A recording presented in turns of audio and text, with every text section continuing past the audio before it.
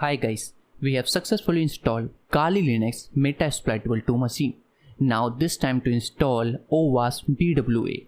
So for installing it, you need to navigate to the folder where you have downloaded OWASP broken web application.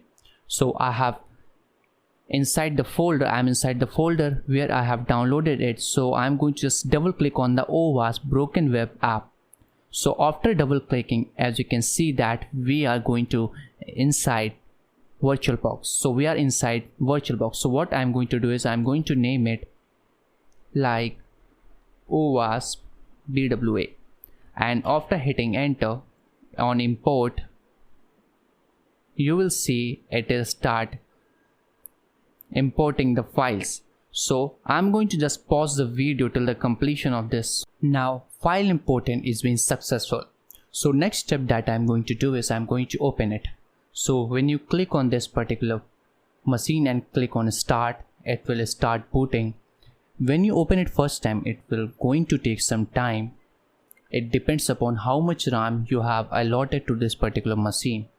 So as you can see that the booting process is being started, and just wait till the completion of all the process.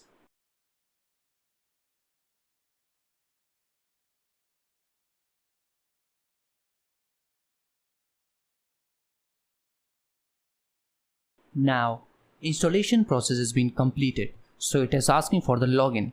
So the username will be root and the password will be OWASPbwa, and hit enter.